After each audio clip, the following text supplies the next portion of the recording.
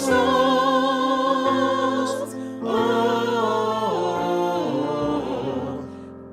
All Souls Unitarian Universalist Church, building community, inspiring growth, creating change. Here in the heart of Kansas City, we come together to create this hour of shared reflection so that we might be renewed in courage for these times and inspired to lives of greater dignity, higher purpose, deeper generosity, and more effective action. If you are new to Unitarian Universalism or to our congregation, we want to get to know you and share a part of your journey. If this place is already your spiritual home, welcome once more. We need one another, and it is good to be together again. Through the gifts of technology, we also gather virtually to celebrate community and connections as we lean into the values of justice, compassion, and reason. Welcome to all those who are joining us in this way today. Together, we learn the love that has the power to overcome both loneliness in the heart and oppression in the world. Welcome to our service this morning. May the words and music and images that we offer today nourish our best selves, calling forth abundant wisdom and love. Arise, O souls, arise.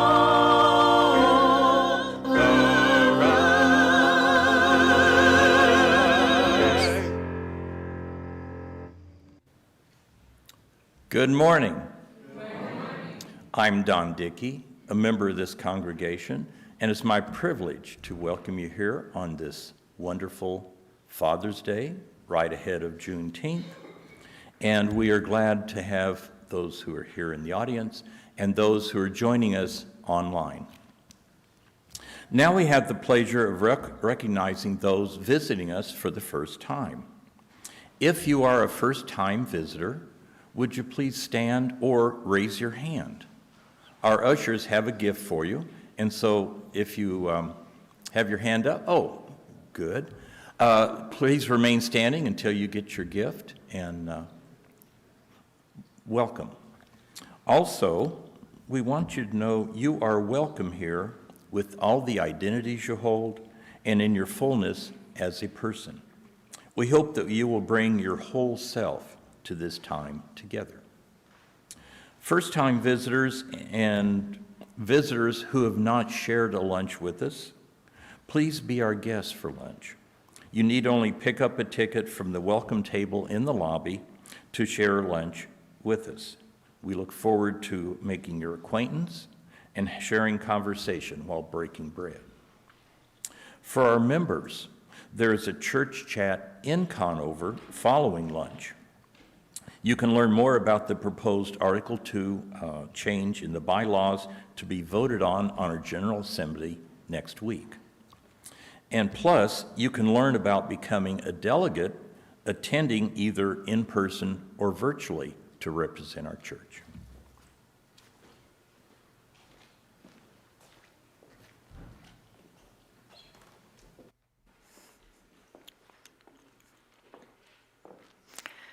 One of the challenges of being responsible for Sunday services is that there are so many things that we need to recognize. It is impossible to create a timely service for all of the important dates and topics. I'm not preaching about Father's Day this morning. But I do recognize the commitment of people who father and parent. Thank you for raising children. Thank you for the hard and messy jobs, the uncomfortable conversations, the care, and the joy. Your influence on children is profound and important. Happy Father's Day. But I also recognize that today is not a joyful occasion for everyone.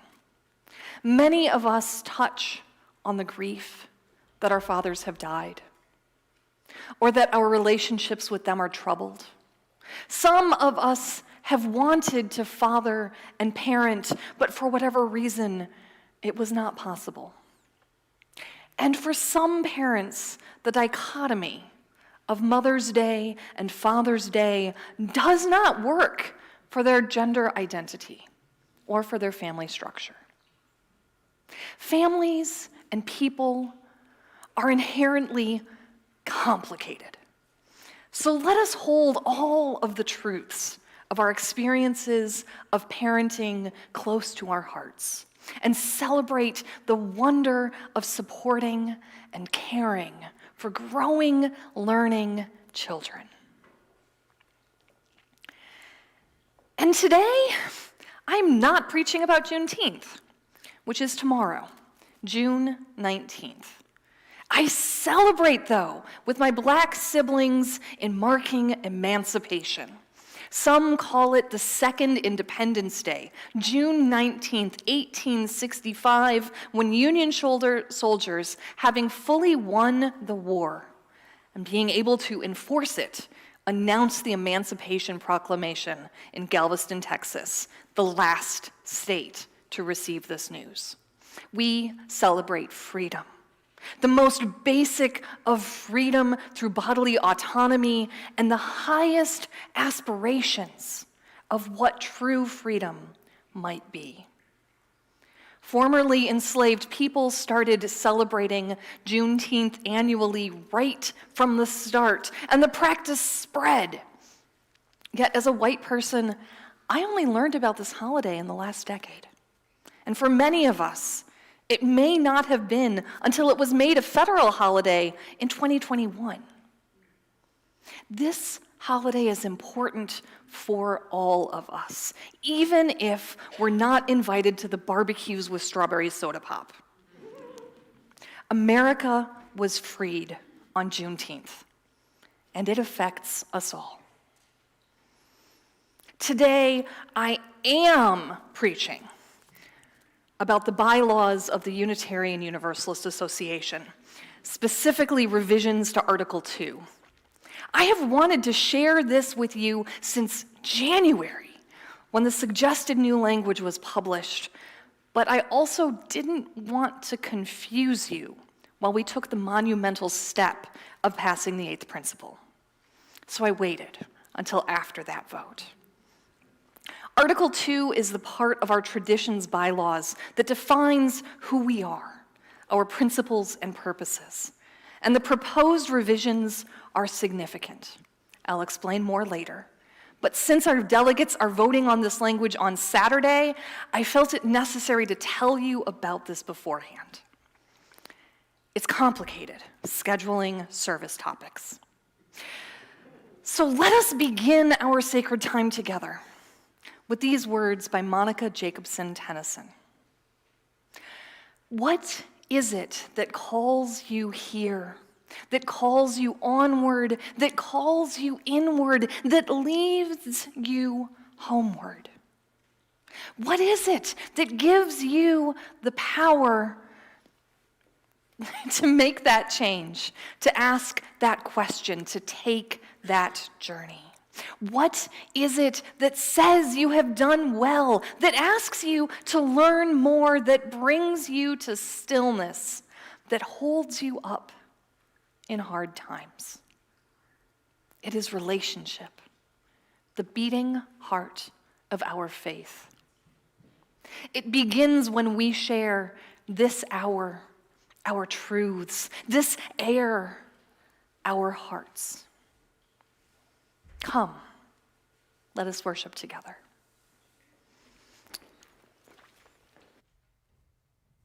Good morning. My name is Sean, and I light this chalice for the inherent worth and dignity of every person.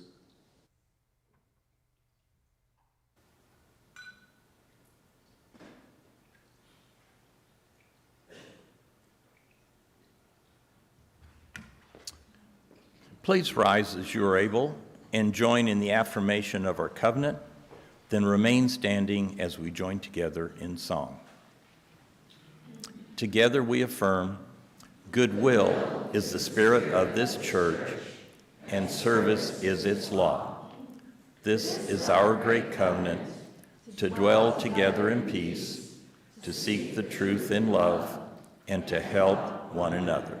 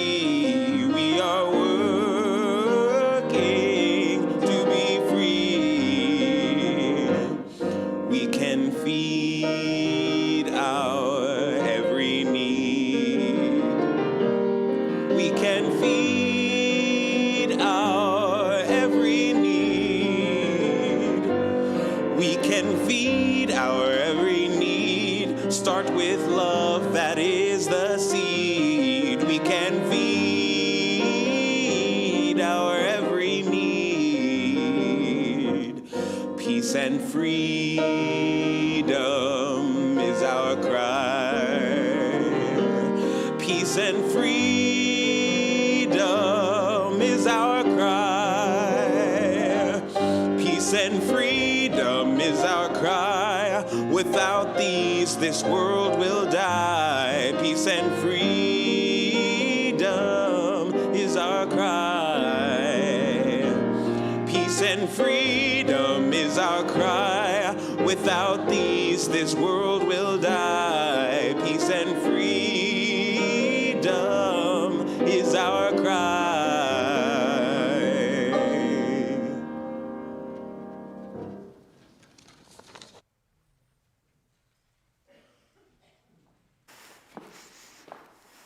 I had forgotten my props. I invite the young people and the young at heart to come spend some time with me. Come on up. Sean, you're totally in on this. Come on. I see you. Come on out. And we've got Beth. Hi. All right. This is great. So, what are these? Number 2. They are. Okay, so I heard that these are pencils. What do you do with a pencil? Yeah, you write with a pencil. Okay, I've got some paper here. Take some paper, take a pencil. Show me how you write with pencils. Take a pencil. Pencil? Anybody else need a pencil? All right. So, write something on your paper for me. Yes. Oh, but did you want paper? All right, somebody write something for me. Show me what you do with a pencil. Ooh, oh, that's looking cool. Can I show people your flower? She made a beautiful flower.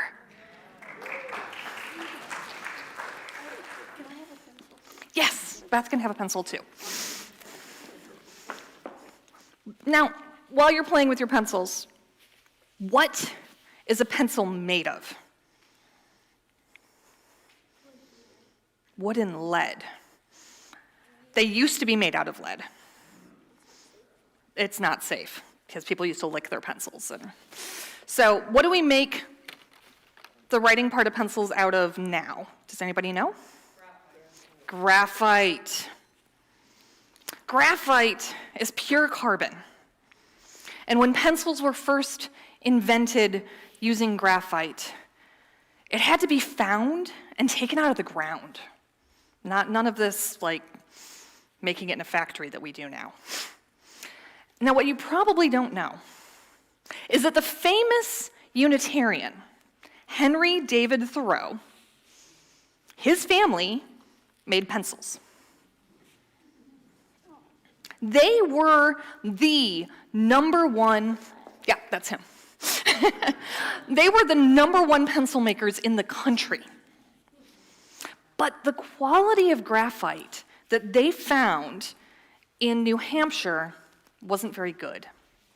And the pencils smeared a lot. It was kind of greasy. I bet that's kind of good for drawing. Probably good for drawing, not so good when you're trying to write something, because if it smears, then you can't see what you wrote, right? It was Henry David Thoreau who figured out that if you mix clay with the graphite, it won't smear. One of our own. I wonder how he found that out. Through a lot of experimentation. He tried a bunch of things. Now, what does this pink part of the eraser, what is that? Or the pink part of the pencil? It's an eraser. What does it do? Erase. Can somebody show me how the eraser works? So you rub it on the paper and the marks go away. That's pretty cool. Now was an important Unitarian minister in England named Joseph Priestley. And he wrote theology and eventually had to move to America when England was against Unitarians. But he was also a scientist. Most people know of him as the person who discovered oxygen. But he was also the first person who figured out that you can use rubber to erase pencil markings. So why would somebody want to use a pencil instead of a pen? Because you can erase it. Do you agree? Yeah, you can erase it. You can. Also, I wonder if it uses up like less resources. I don't know. That's a good question. She's wondering if pencils use up less resources than pens. I don't know the answer to that, but it's a good question. Less plastic. It is less plastic.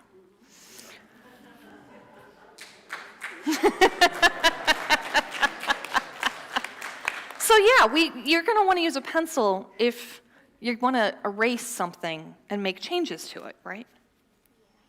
Well, I think that Unitarian Universalism is the religious tradition of the pencil and the eraser. Not just because Unitarians helped to invent them, which they did, but because we don't believe that the important things that we think about are always going to be the same. Who we are and what is important to us changes. And so when we write down what we believe and what's important, it's as if we used a pencil. So that then we can use an eraser to change it when we need to. So I hope that you will live a life of the pencil and the eraser, always open to change. But don't go away, because there's something else we need to do before you go to your classes. But you've got paper and pencils, so I think you're good. Hey, come on up.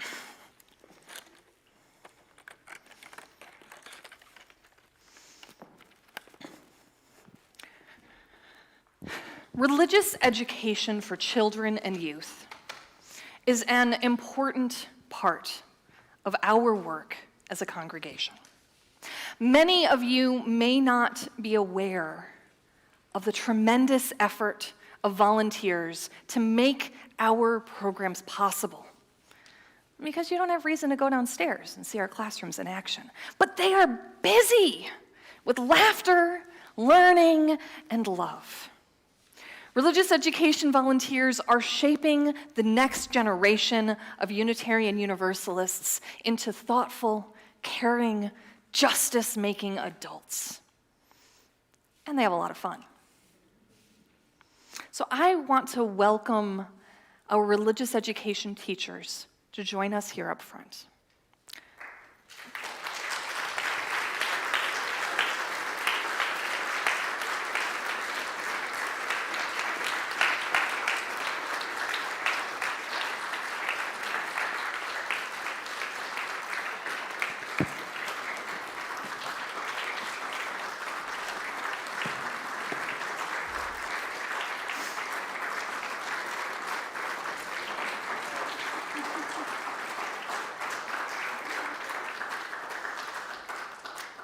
I'm going to name names. Not everybody's up here. Not everybody is up here, so I'm going to read off the names that I have. Bernie Brennan, Rebecca Brennan, Carissa Stevens, Susan Stevens, Ann Edson, Heather Cochran, Erin Liner, Joe Robertson, Cynthia Butcher, Jason Lichten, Bob Miller, and Joyce Jonathan.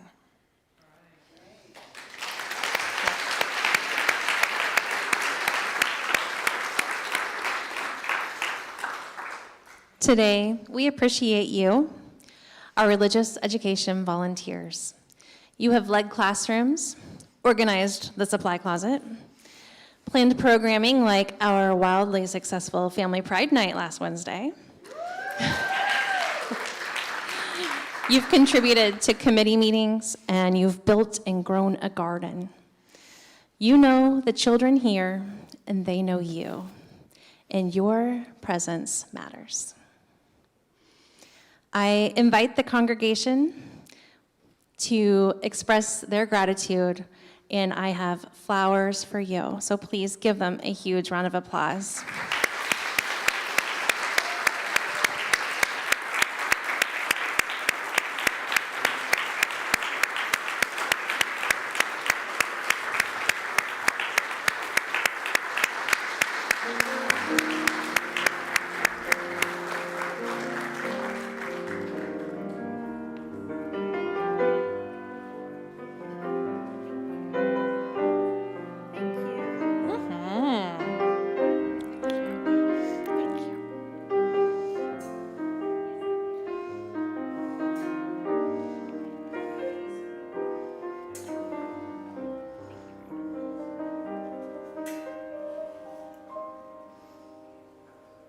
And now let us sing our children to their classes. You can take your paper and pencils with you.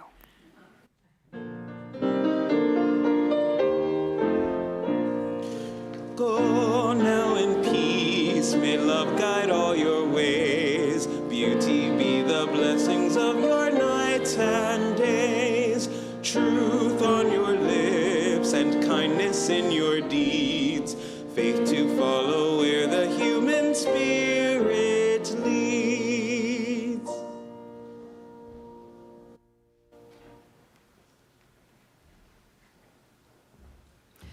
Good morning. I am Andrea Johnson, a member of the board and a proud member of this living tradition. Being a living tradition, we continue to adapt and grow as our society needs us to. We have been guided by our 7 principles for many years, and as of last month, our church is now guided by 8 principles, because by my understanding, it is easier to manifest that which we call out and focus on. Another place of growth and change is the offering basket. We used to rely solely on checks and cash placed in the basket each Sunday. Now you can set up regular giving online or through your bank. So if you are like me and you let the basket pass you by, or maybe you let it pass you by because you don't carry currency. Well, we have grown and adapted for that as well. Instead of putting something in the basket, take out the instructions on giving by text and make your contribution electronically. Today's offering to the general budget, keyword donate, if you are using that give by text, may now be given and will be gratefully received.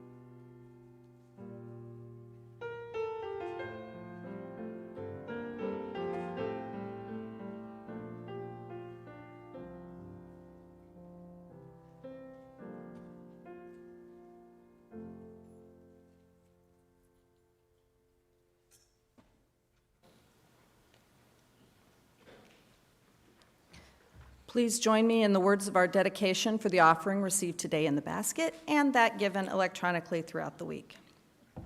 We dedicate our offerings and our actions to the mission at the heart of this congregation, to build a respectful, caring community, to inspire personal and spiritual growth, and to create change toward a just and compassionate society.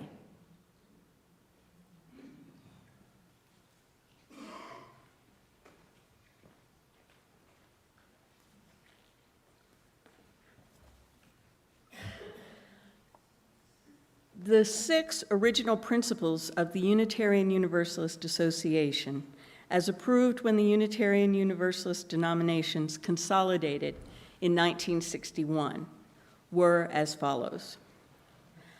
In accordance with these corporate purposes, the members of the Unitarian Universalist Association, dedicated to the principles of a free faith, unite in seeking 1. To strengthen one another in a free and disciplined search for truth as the foundation of our religious fellowship. 2. To cherish and spread the universal truths taught by the great prophets and teachers of humanity in every age and tradition, immemorially summarized in the Judeo-Christian heritage as love to God and love to man. 3. To affirm, defend, and promote the supreme worth of every human personality, the dignity of man, and the use of the democratic method in human relationships. 4. To implement our vision of one world by striving for a world community founded on ideals of brotherhood, justice, and peace. 5. To serve the needs of member churches and fellowships, to organize new churches and fellowships, and to extend and strengthen liberal religion. 6. To encourage cooperation with men of goodwill in every land.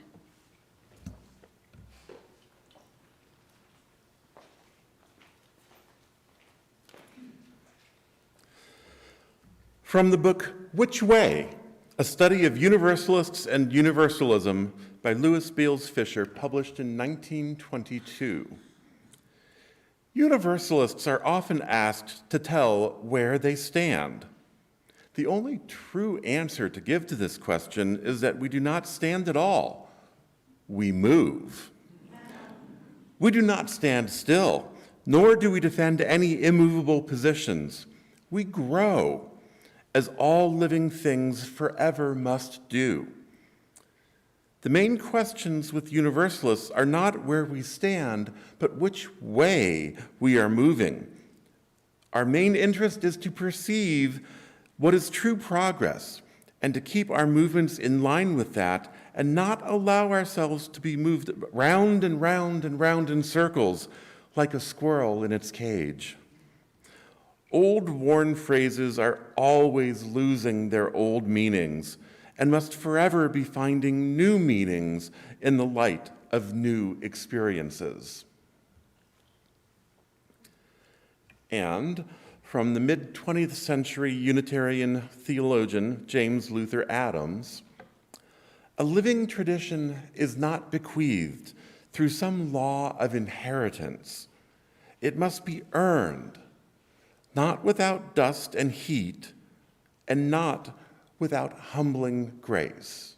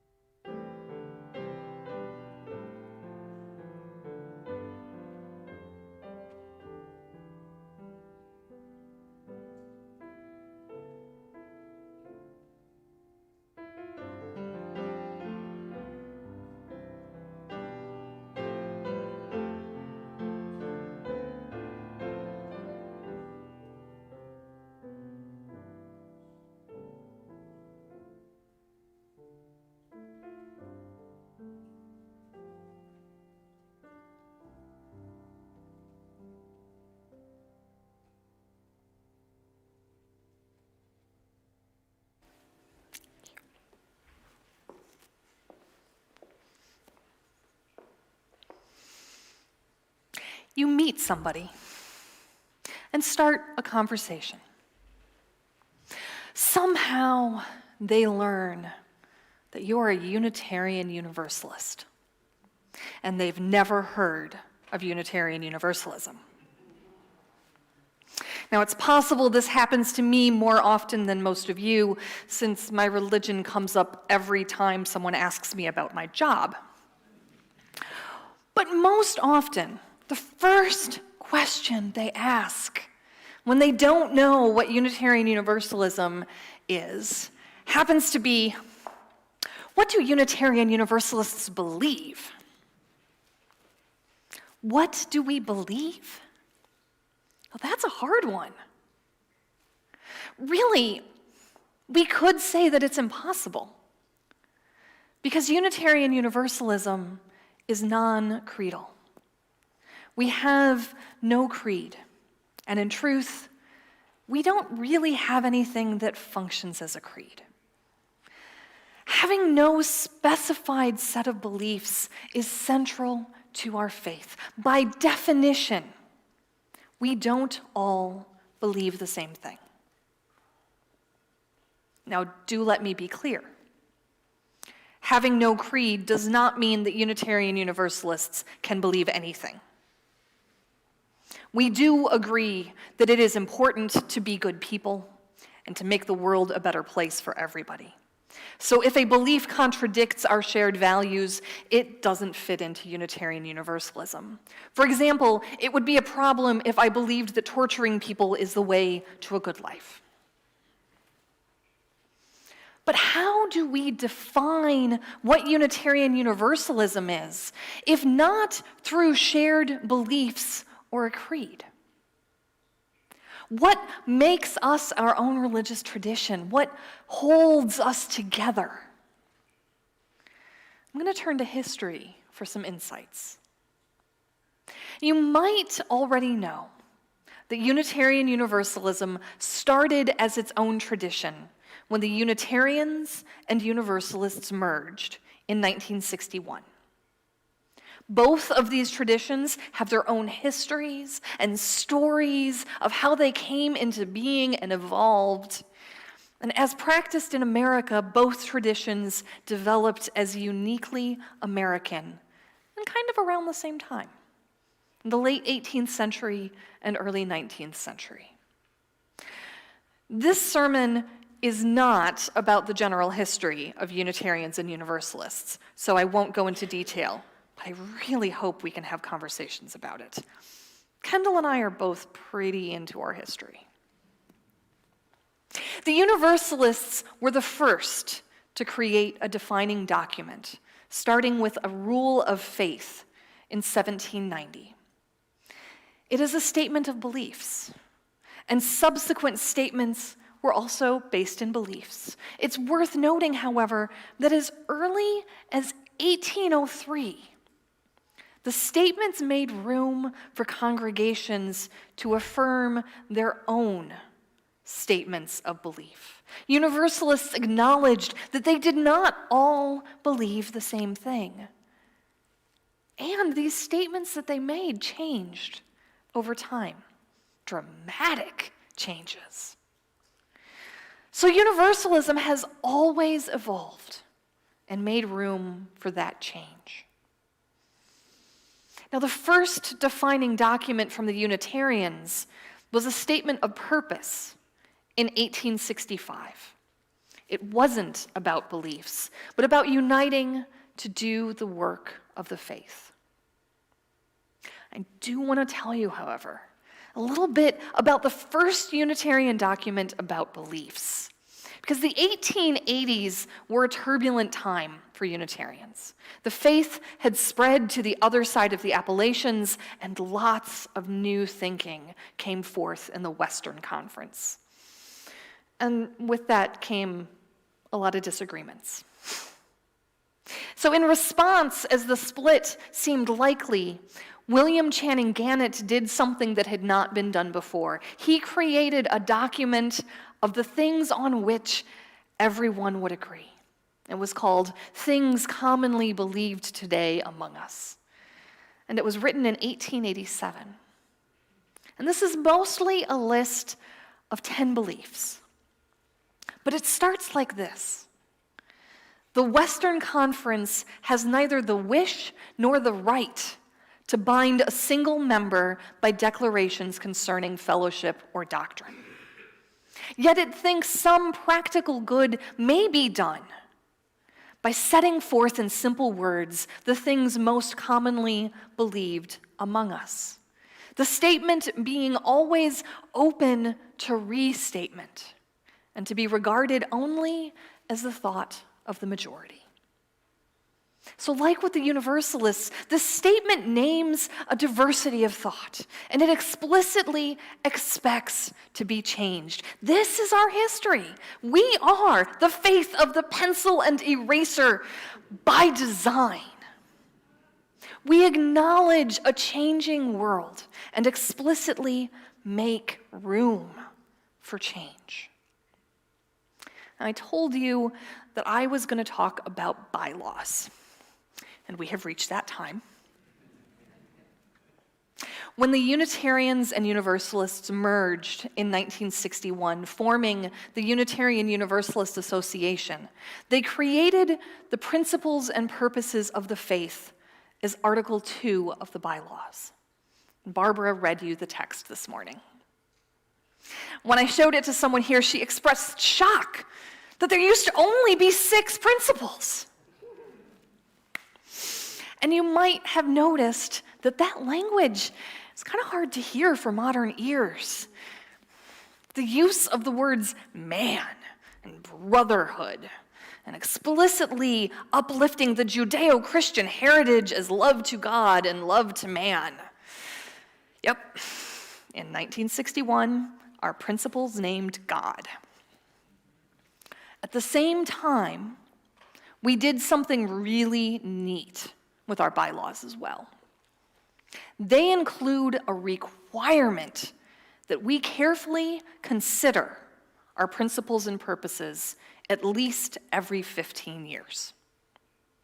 We are to ask whether they are still the right words for the current moment and the current reality of our faith. This section carefully spells out the exact process that we must use.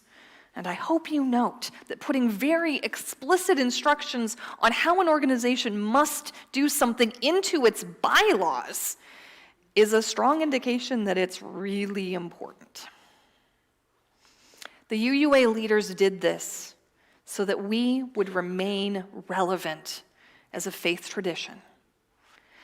As things naturally changed within our faith and the world. They also made us consider revising Article 2, that's the principles and the purposes, so principles and purposes equals Article 2. They made us look at this regularly because we explicitly want to remain non-creedal. There was and is a worry that if our statements about who we are, why we exist, and what we do were to be set and never change, they would turn into a creed. It would become impossible to ever change them. But we did change them. An Article 2 study commission was formed, and the long process was followed, and we created a new version of the principles and purposes. 7 principles, 5 sources. The new language was inclusive of both men and women. References to God's love was moved from a principle to a source, identifying that we draw from Jewish and Christian teaching. While some of the language remained the same, the ordering and the content changed dramatically, just as it was intended. New language for a new time. Kendall doesn't get to answer this. When do you think the General Assembly passed this updated language that remains nearly the same today? Oh, somebody knows. 1985. We have not made substantive changes to the principles and purposes of the Unitarian Universalist Association since 1985. I was 3. The caveat is that in 1995, a 6th source was added. And in 2017, prophetic women and men was changed to prophetic people for gender inclusivity. But aside from these relatively small changes, it has been 38 years since we have revised Article 2. 38 years. And it's not to say that we haven't tried. Most recently, there was a full Article 2 study commission process that led up to a vote in 2009, and the changes didn't pass. I wasn't attending General Assembly yet at that time, so I was vaguely aware of it without knowing the details of why it didn't pass. But it didn't. But then 2017 was important. So that same year that we made the language more gender inclusive was also the first time that people started really talking about the 8th principle and how we might add it.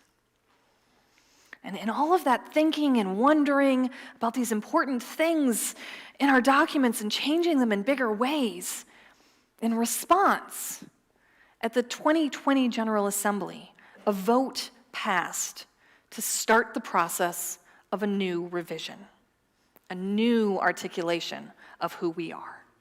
We formed a new Article 2 study commission to do the work.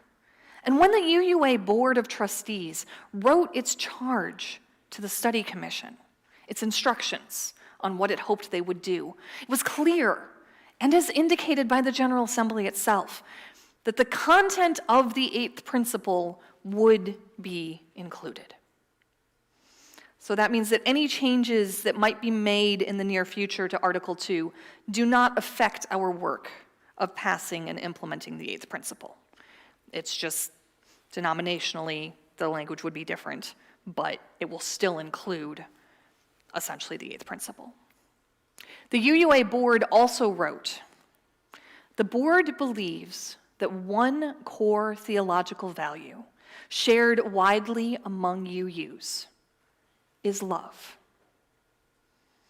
Since then, the study commission has held conversations and listening sessions and opportunities for feedback countless times with a diverse selection of Unitarian Universalists. And in January, they released their report, which includes the new language. It's completely different. It's not structured as simple bullet point list. There are paragraphs. The core of the new language is 7 values, not principles. And take a look at your printed order of service if you have one. Look at the front. This is the graphic associated with the new Article 2. Love is at the center, and in 6 different colored petal-like shapes, there are the other 6 values: interdependence, pluralism, justice, transformation, generosity, and equity. And in the full description, 2 or 3 sentences flesh out each of the values. This sermon is not about the content of the proposed Article 2. The truth is that a week from now, it is possible that none of this will still matter if the vote doesn't pass. I'm actually catching a 3 o'clock flight this afternoon to Pittsburgh, where the Unitarian Universalist Association is holding its General Assembly. So this is the next big step in revising Article 2. Over the last few months, UUs have submitted 86 possible amendments or changes to the proposed new Article 2, and the UUA board selected 10 to prioritize discussing in our long business meetings during General Assembly. And delegates from UU congregations across the country will vote on the amendments, and the ones that pass will be considered part of the new language. And then, on Saturday, online, so I don't know when we're going to hear the results, our delegates will vote on the newly amended language. And at this stage, it takes 50%. And all that actually does is confirm that we think that the revised Article 2 language is onto something. We would affirm that we think it has potential and is worth studying, considering more deeply, and voting on again next year. So if it passes this year, we here at All Souls are going to really dig into it. I hope that you will join me, because I will be digging into it, because I'm going to preach on the details. And we're going to have conversations and church chats. And I hope that 6 of you will think that this is really neat. Really, really neat. And ask to serve as delegates next year for a fully online General Assembly, so that our voice as a member congregation of the UUA can truly be a part of this important charge. So that vote next year, that requires 2/3 to pass, and that's the final step. So if it passes with 2/3 of the delegates, we will have completely new Article 2, completely new principles and purposes. I've just given you a lot of information. I've talked about history and bylaws and a study commission and the UUA Board of Trustees and delegates. This has been a crash course on the business of the Unitarian Universalist Association. And I apologize that it's likely I may have overwhelmed you with just so much. But the point is that we are on the cusp of big change in our wider tradition. Now, of course, the change is already happening. As congregations, we've felt the change for years. The ways in which a congregation can best serve its members and the wider community are changing. Our approach to justice is changing. We have had to adapt so quickly to the pandemic, uprooting so much of what we have known about being together and experiencing worship and church. And even though we are back in the building and the choir has been singing, it's not the same. What we need from each other and the church is not the same. Yet, there are many ways in which we kind of want it to be the same. There's something so comforting about the familiar, about knowing what to expect, how things work, and what is going to come next. I know that I want to sink into that comfort as much as I can. I listen to the same radio dramas over and over again and read the books that I love and stay home where I have my things and quiet and the familiar. Because I don't like change. It scares me. It makes me uncomfortable. I don't want to have things change outside of me because it will make me have to change inside of me too. But I have to face that there is nothing I can do about the changes around me. Nothing I can do about needing to change myself and what I do. It's the truth. It's changing. The current Article 2 was passed when I was 3 years old. It didn't make an impact on me at the time. I didn't know it had happened. But I learned the 7 principles in Sunday school. I was in 3rd or 4th grade, and we even put on a skit about them for the congregation. As long as I have been aware that there are principles and purposes of the UUA, it has been the same language. It's familiar. It's a part of me. And you may not be aware of it, but the language is a little bit a part of you too, because every Sunday morning, the young person who lights the chalice reads one of the 7 principles. So you have probably heard them many, many times. In the Study Commission's report, they write, "Whenever there is change, there is loss. And where there is loss, there is grief." It's okay to not want something familiar to change. It's about facing loss and grief. And I'm pretty sure that you can tell that I'm not just talking about Article 2. Over the last several decades, change has been happening around us and within us ever faster. Always. Something new to have to learn, to adapt, to incorporate into who we are.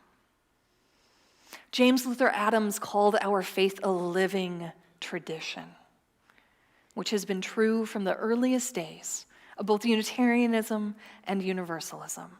We expect to change. We expect to have to adapt to the times.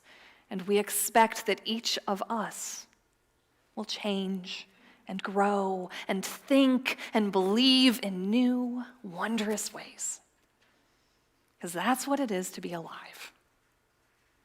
And so I hope for you both comfort when you need it and openness to change. Step back from the moment and recognize the ways you aren't who you were 10, 20, 38 years ago. Acknowledge that your beliefs have changed, and your perspectives have changed, and you have learned so much, and your heart has grown. I hope that you are glad of who you have become through the years of slow, subtle change, because you are beautiful in who you are now. See it. Believe it. May it be so, and amen. Please join in singing our hymn, "Love Will Guide Us." One of my faves.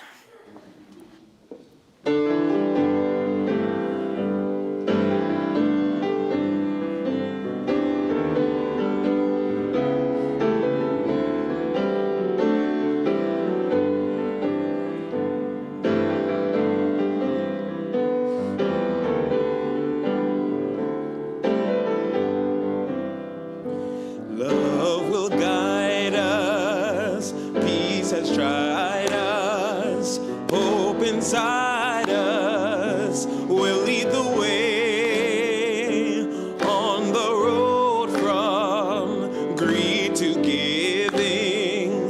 Love will guide us through the hard night. If you cannot sing like angels, if you cannot speak before thousands, you can give from deep within you. You can change the world with your love. Love will guide us. Peace has tried us. Hope inside us will lead the way on the road from greed to giving. Love will guide us through the hard night.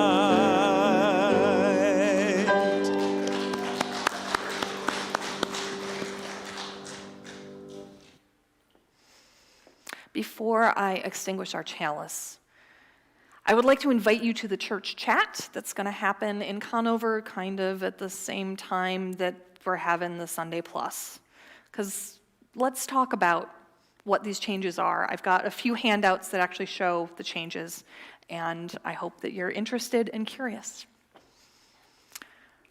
We release this flame, but not the light of truth, the warmth of community, or the fire of commitment. These we carry in our hearts until we are together again. May you go knowing comfort, and may you go knowing change. Open your heart to what is before you, and know that all is well.